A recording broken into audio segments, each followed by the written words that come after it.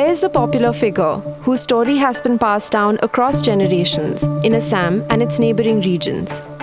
So there's something called as Hupadhara, who is a child abductor, which nobody has apparently seen. Or unodin enuka incident ami report kora hunao nai dekhao nai.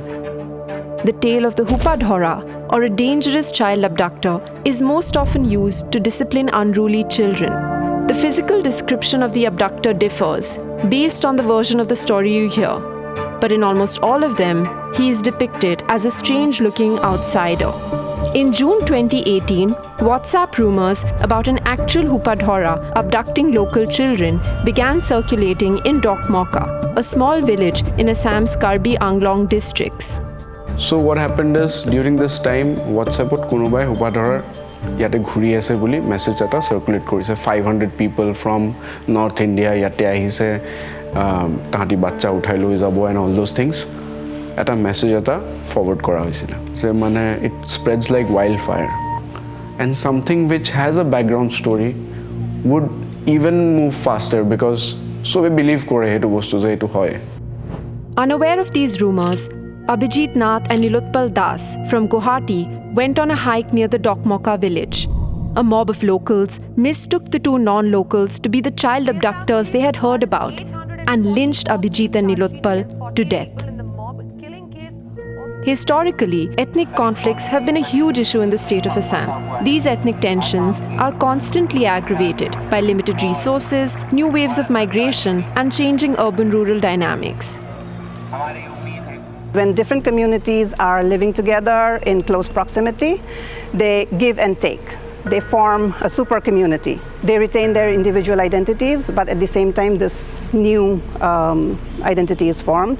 And that is how I see the Ohomia identity, as an interethnic identity that was formed through interaction and integration between, say, the Ohomia Hindus, the Ohomia Muslims, the Boros, the Garos, the Karbis, the Tiwas, you name it. So we have such a rich ethnic mosaic here, and all of these communities contributed. They came together to form this one community called the Ohomia community.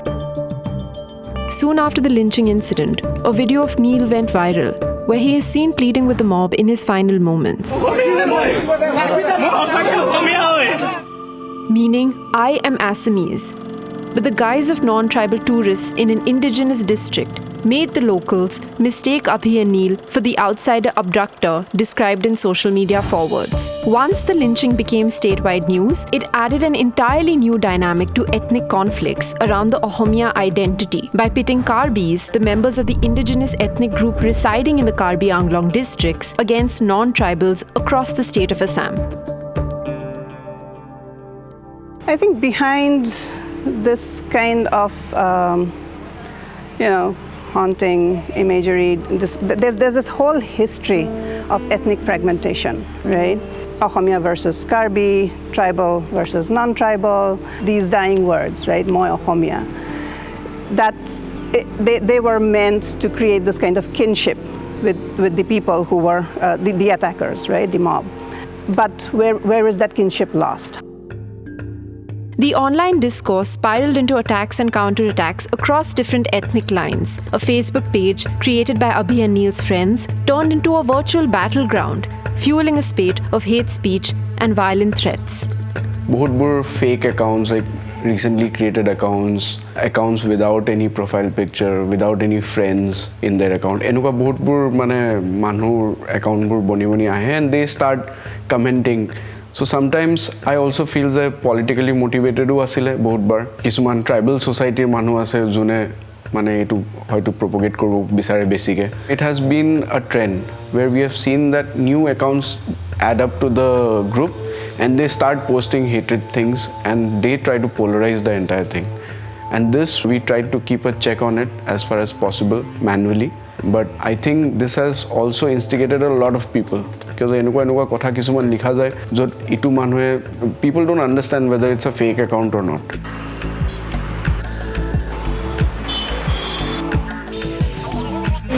Facebook খুলেতে সম্পর্কে কথা মই হিন্দু মই মুসলমান এইবোৰ কৈ থকাত আমি মানুহ হিচাপে জীয়াই থকাটো কিছুমান মানুহ তাৰ ব্যক্তিগত স্বাৰ্থৰ কাৰণে এই পইণ্টবিলাক I don't use WhatsApp that much, but on Instagram I do see sometimes fake propaganda, stuff like that. They are scripted video, yes, I can probably say that. Most of them are really, but they used to create some fake videos and then so. Have you seen? Yeah, all the time. Yeah? Yeah.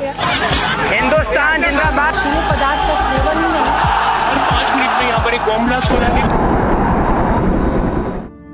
Internal documents leaked by a whistleblower in September 2021 revealed that Facebook has removed less than 5% of hate speech on its platform. Its model, which prioritizes engagement over user safety, enables the distribution of harmful misinformation and hate speech, simply because those posts are more likely to garner strong emotional reactions, or what Facebook positively classifies as engagement.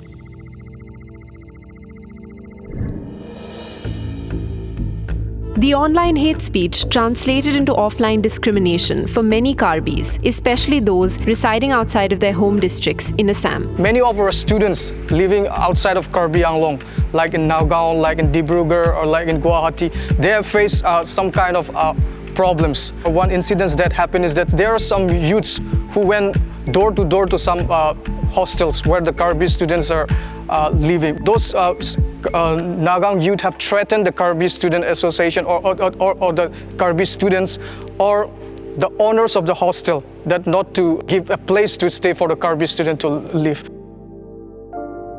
I had students who are, Karbis and other tribes from Assam, as well as from North India. So because of that online hateful comments, and you find on the ground a lot of tribal-looking men and women were targeted in Guwahati, right? Even if you're Naga, because you can't tell who is a Karbi, right? So other tribal-looking men were targeted on the ground as well. So I think I will blame social media for this. What it transpired, instead of a responsible way of talking about mob lynching, it has been used as a tool against certain ways of looking. So in a way, then I think it has enhanced or you would say increased discrimination.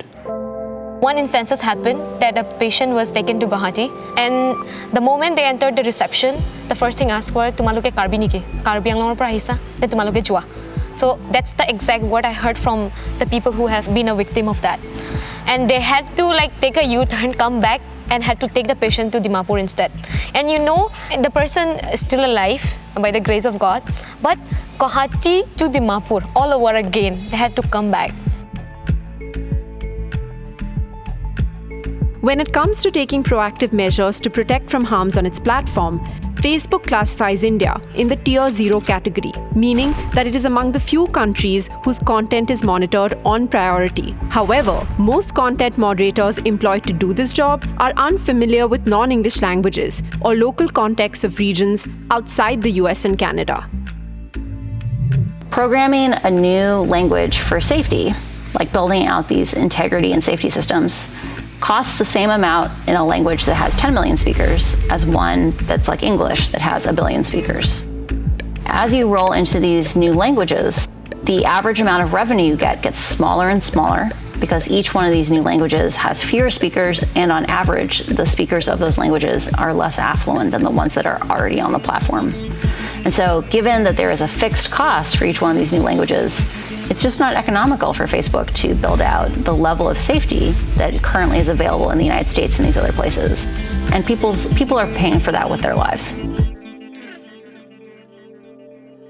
It's the frustration of the people for not having any kind of restitution, for not having had any kind of restorative justice. So why is it that the communities that were marginalized for so long have not been given any kind of official apology by the people who dominated over them? The people who were involved in all these incidents of ethnic violence, why is it that they have not been brought to book? So these are things that we have just brushed aside and tried to move on from, right? And that is why we are seeing so much hatred.